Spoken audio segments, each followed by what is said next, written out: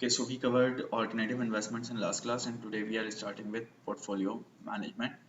Uh, this topic has 5 readings, but there is not much of calculations or much of details. Most of what you see here would be very basic and would be just an introduction to portfolio management. So first reading is portfolio management and overview. Before we go into discussing this reading, let's first discuss that what a portfolio is or what are the key aspects, what are the key reasons of making a portfolio. So portfolio is simply a group of assets. So for example, if I have an asset A and Y, if I combine these assets, that become a portfolio. So portfolio is a group of two or more than two assets. Now the next question, or in other words, you can say that it is like an index, but index, the only key difference is that in index you are tracking the performance and not actually investing, but in portfolio you are actually buying and selling securities and managing the portfolio. Now next question is that why would you want to keep a portfolio? Why do you want to keep in multiple assets? The reason is that when you invest into a particular asset, there is some risk associated with it, which is specific to this asset or this investment. If you invest into another asset, there is some risk associated with it. So as you invest in more and more assets, what you are doing is you are diversifying your risk exposure. That is, you are now taking risk from different exposures instead of taking whole of the risk in from one asset. So for example, if I have 100% invested in X, if X defaults or if X goes bankrupt, I will lose whole of my portfolio, or I will lose whole of my investment, or the losses will be very large. But instead, if I have invested 50% in X and 50% in Y, then if X goes bankrupt or if X defaults, I will only lose 50% of the portfolio and 50% would be safe. So that means if we invest into multiple assets, chances of losses gets reduced. That means we are eventually reducing the risk. So investing in multiple assets help reduce risk. So one of the key objectives of investing in a portfolio is to reduce risk. And how is that risk reduced? That risk is reduced through diversification. That is investing into multiple assets. Now, if these two have a weak relation or if these two have negative relation, that is, let's say if I tell you that if X goes up, Y goes down, then that will help reduce risk further. Why? Because if X is going up, Y will be going down. If X is going down, Y will be going up. So overall portfolio will remain stable. Volatility of portfolio will be reduced. So the lower the relation or the weaker the relation or the more negative the relation is between X and Y, or between the assets or within the assets, higher would be the diversification benefits. So that means for for diversification benefits to be higher, correlation between the assets should be lower. So the lower the correlation, higher would be the diversification benefit. Next question is that can you eliminate risk using portfolio? No, you cannot eliminate risk. You cannot reduce the risk to zero. Why? Because there will remain be some systematic risk or some market risk. What is market risk? Market risk is the risk of whole market falling. For example, in recession. So when there is a recession and if whole market is falling, then both X and Y will be falling. In those times, even if these two have negative correlation, in those times their correlation will become positive. Why? Because everything will be falling. So everything will be moving in the same direction. So that means there is a risk which is market risk, which is associated with market, which you cannot remove or which you cannot reduce. um, so portfolio helps reduce risk, but portfolio does not eliminate risk. There will still remain be some market risk. It will help reduce risk specific to the investments, but there will still remain be some risk which is market risk. Starting portfolio approach says that individual securities should not be analyzed individually, but instead they should be analyzed in relation to their contribution to the whole portfolio. That how much risk do they add to the portfolio and how much return do they add to the portfolio. This we have just discussed. Portfolios help reduce risk. This we have also discussed. Diversification ratio. So diversification ratio helps you understand or helps you analyze that how much helps you analyze the benefits of diversification from a portfolio. That how much benefit would adding a particular security give to your portfolio in terms of diversification. And how do you measure it? You measure it using this formula, which is standard deviation of equally weighted portfolio divided by standard deviation of randomly selected security. So for example, if this is a portfolio in which I have A, B and C, and if I tell you its standard deviation is 12%, and if then I pick C and I tell you that C has a standard deviation of 14%. So diversification ratio for C would be 12% divided by 14%. That is the standard deviation of portfolio divided by standard deviation of individual security. Moving on, whenever you are making investment, your key objective is to increase return and reduce risk. That is, your key objective is to increase risk adjusted return or increase return on risk adjusted basis. It is not only to increase return, or it is not only to reduce risk. It is to increase risk adjusted return. And in order to increase risk adjusted return, you make portfolio, and the key objective of making a portfolio is to reduce risk. That is, for same level of return that you are making currently, by making a portfolio you will be able to reduce risk, or you will be able to make same return at a lower risk by using a portfolio. So key objective of portfolio, remember, is to reduce risk.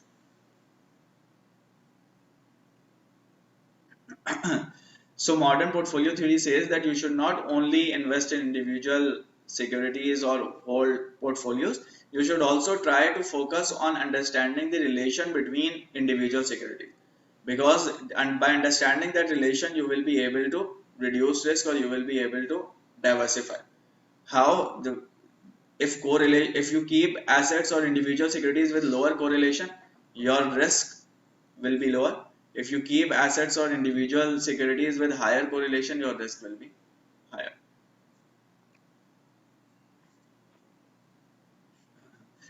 So moving on with the reading, this is just an overview. So this was a portfolio perspective. Now moving on, next topic in this reading is investment client. That what kind of investment clients do we generally have? So investment clients can be categorized into two broad categories: individual investors and institutional investors. Individual investors are retail investors, or the individuals who are investing for their short term or long term goals, and every individual can have different goals. Institutional investors include DB plan, endowments, banks, insurance companies, investment companies, sovereign wealth funds, and many other institutions.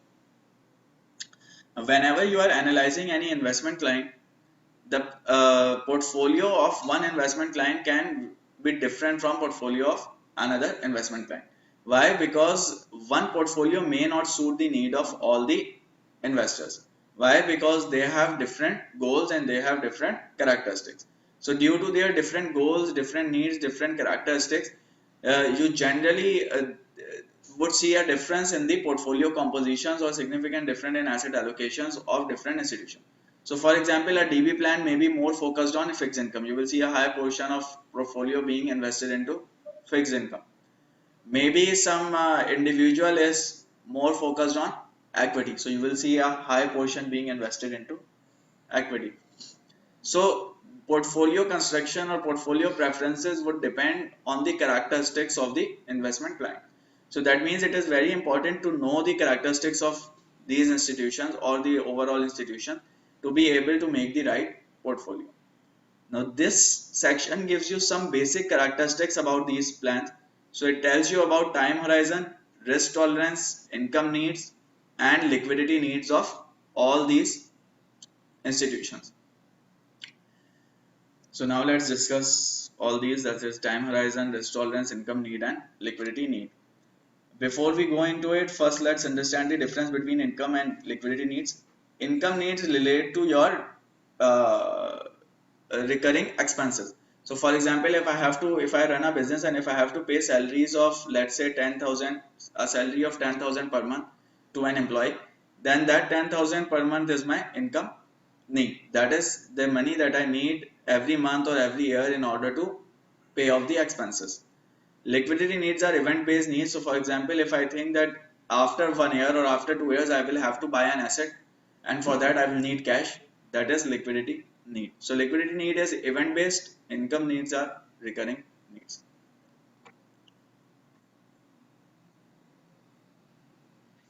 So this table provides you a quick summary of investment needs by client type. So individual investor, for any individual investor, time horizon can be different, risk tolerance can be different, income needs and liquidity needs, all of this can be different. So one individual may have a long-term time horizon, another individual may have a short time horizon. Defined benefit pension plans. Defined benefit pension plans typically have long-term horizon. So generally, if any institution or if any investment have long-term horizon, then generally it also have high risk tolerance. Why? Because it is making an investment for a longer period of time, so it is able to take a higher risk. Because if it knows that even if in short term market falls, then it would have some time for then even if in short term market falls, then in long term it may rebound.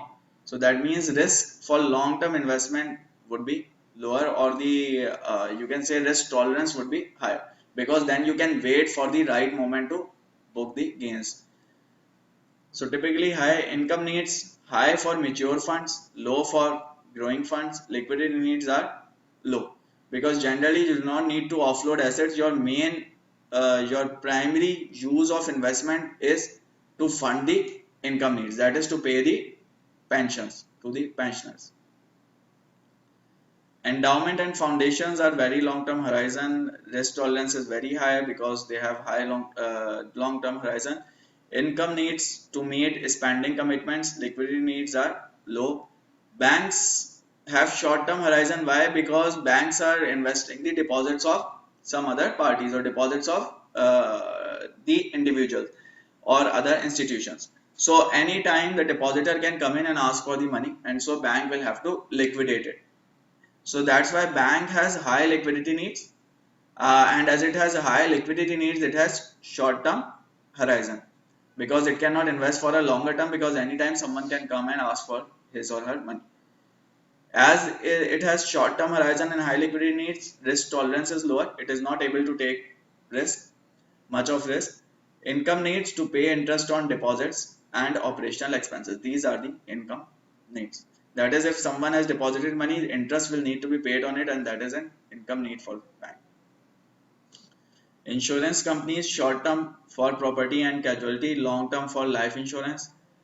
Typically low risk tolerance. Income needs are low, that insurance companies do not have to pay an income to its clients every month or every year. But liquidity needs are high, because if there are claims, or if there any if any such event happens when a claim is made, then insurance company will have to liquidate its asset to pay for it.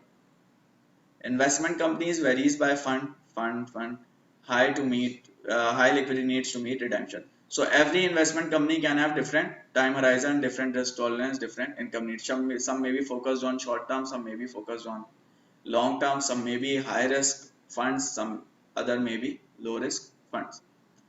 So this is a summary of investment needs by client type. So try remembering it. This is important. Okay, moving on. Steps in the portfolio management process. So what is the portfolio management process? Portfolio management process can be divided into three broad steps: planning, execution, and feedback. And within these steps, you have some sub steps: understanding needs, preparing IPS, asset allocation, security analysis, portfolio construction, portfolio monitoring, performance measurement. So first, what you do is that you meet the client, conduct interviews, and get the questionnaires filled in order to understand the client's needs.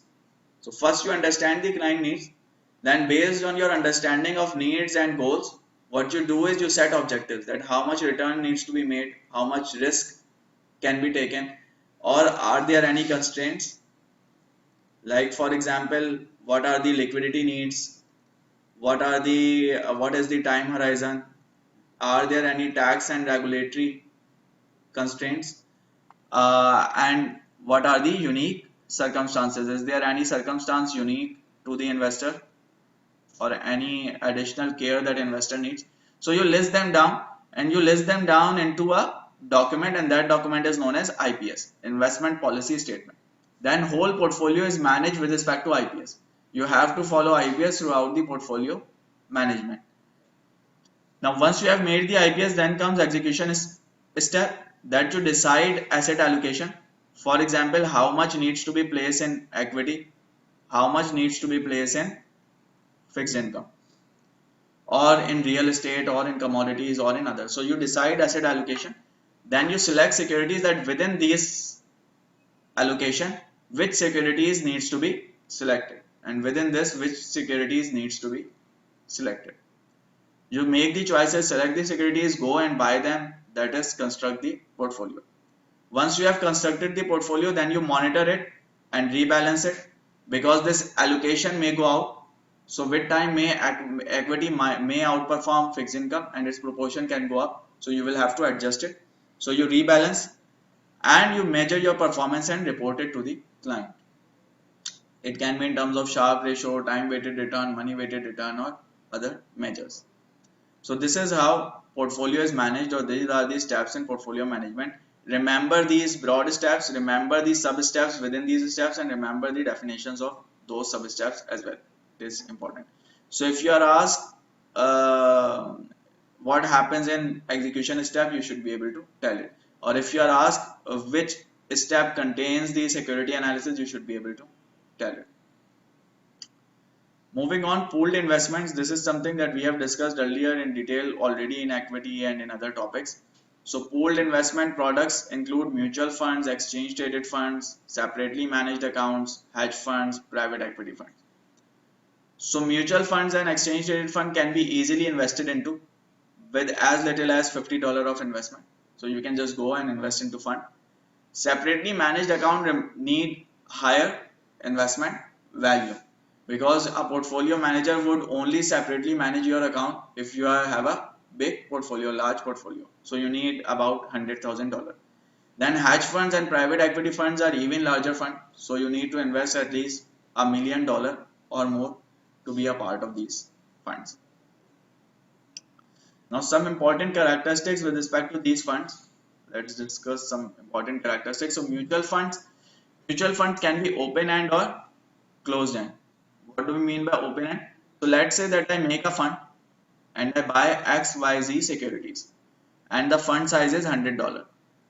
So some investors came in. Let's say these are the investors 1, 2, 3, 4. They put in money and the fund is formed for $100 value. Now let's say another investor comes in later. He also buys shares of this fund or units of this fund and invests some money. Let's say $10. Now the fund size would become $110, and maybe I buy more assets, Z2 or whatever. Then another can come in and can invest more. Let's say he invests $20. Now fund size will be $130. So fund size will increase due to two reasons. One, due to new investors coming in, or secondly, due to this investment value going up. So this is an open end fund. What do we mean by open end? The end is open, that is new investors can come in and become a part of the fund, or they can buy the units of the fund and can have their money invested into the fund. This is known as open end fund. There can be another type in which, let's say, a few investors come in, 1, 2, 3, 4, and they make a fund with $100. Now there is an investor 5 who wants to invest into this fund, and he goes to the fund, but fund refuses to take the money because this is close end. It just takes the investment at the start and then it does not accept any new investors. So this is close end. So what happens in close end is that if 5 want to invest into it, what 5 can do is 5 can buy units from 4 or 3 or 2 or 1. So one investor can sell its units to other investor, but overall fund will not accept new investors. So one investor can sell units to another investor, fund will not issue new units. This is known as closed end fund. These funds generally trade on NAV, net asset value. And closed end funds would have its units being traded on the exchange or in the market. So as its units are being traded, there will be certain demand for units and there will be certain supply for units. and depending on this demand and supply, unit price can be impacted. So maybe unit price is higher than NAV. Why? Because demand is higher compared to supply. Or maybe unit price is lower than NAV because supply is lower compared to because supply is higher compared to demand. So if demand is higher, it may trade at a premium to NAV, or if supply is higher, it may trade at a discount to NAV, because it is trading, its units are being traded from one investor to another investor. Its price would be impacted by the demand and supply in the market. Any problem so far? Moving on, with respect to fee structures, there are again two types of funds: load funds and no load funds.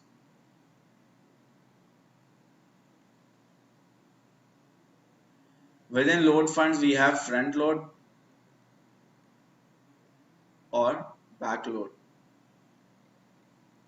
What do we mean by this? So let's say this is an open-end fund. An investor comes in and deposits $100. So when investor deposits $100, fund will immediately go and buy assets for these $100. Now let's say 1 week later or 2 days, 3 days later, investor asks to redeem these $100 or to get these $100 liquidate. So now when fund goes and sell it, maybe fund is not able to get the right price in the market at that point of time. So that can lead to lower gain or loss or reduce the gain. So that is a problem for the fund. So what they do is that they come up with these strategies to protect redemptions or to have some time before redemption. So what they do is that one of the strategies is to coming up with a fee on investment and fee on redemption. So sometimes they impose a fee on investment. That is, if you are investing $100, I will charge you, for example, 2% fee. So your investment would be $98. So if you invest 100, that will be taken as 98. So this is known as front load. Or they can say that when you redeem the fund, I will charge you some fee. Let's say, for example, 2%. That is, if you have $100 worth of units, you will only get $98. This is known as back load. Or if there is no load fee, that is known as no load fund. With respect to fee, you can have load funds and no load funds, and within no load funds, you can have front load and back load. Major types of mutual funds include money market, bond mutual funds, stock mutual funds, hybrid. Hybrid means combination of fixed income securities and equity.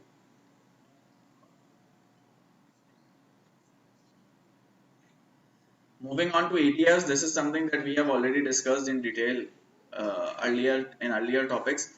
Key point to note here is that they track NAV like open-end funds, but trade like closed-end funds. So they trade on the exchanges. Key points to note in this reading are comparison with mutual funds. They have lower expenses compared to mutual fund, pays dividend to shareholders, whereas mutual funds usually reinvest dividends, not always, but usually reinvest dividends. Purchases and redemptions can take place throughout business day. So throughout business day, anytime you can buy shares of ETF, units of ETF, or you can sell. So it trades just like any other, just like a stock on the exchange. While mutual fund units are usually purchased or sold at the end of the day. So price would be set or NAV would be calculated at the end of the day, and at that particular NAV it will be bought or sold until and unless a mutual fund is trading on exchange. If a closed-end fund is trading on exchange, then it would be different, but otherwise if it is an open-end fund or if it is not being traded, not listed, then it would be its price would be determined at the end of the day, or transaction would take place at the end of the day. Minimum required investment is usually smaller. Like for example, if you are investing in an ETF, you can buy 1 share of ETF, 2 shares of ETF, 3 shares of ETF. Usually have tax advantages compared to mutual funds, and this is important point. Remember it that ETFs usually have tax advantages in US compared to mutual funds.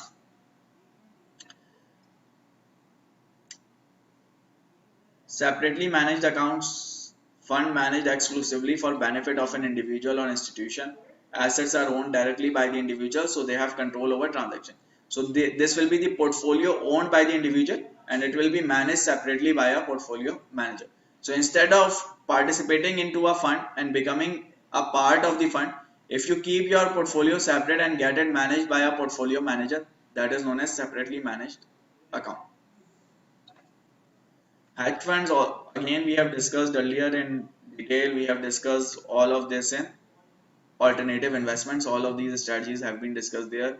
Buyout funds have also been discussed in equity part earlier. Venture cap and in alternative investment, venture capital funds have also been discussed in alternative investments and equity part. So all of what you see here in pooled investments, it's something that we have already discussed.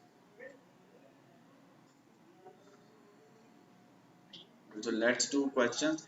Investors should use a portfolio approach too. So why would an investor want to use a portfolio approach? So reduce risk. That is the answer. Eliminate risk? No, because you cannot completely eliminate the risk. Which of the following is best reason for an investor to be concerned with the composition of a portfolio? So best reason would be risk reduction. Which of the following institutional investors is most likely to manage investments in mutual funds? So managing investment in mutual funds would mean that which of these institutional investors are actually investing into mutual funds. So which of these institutional investors are investing into mutual?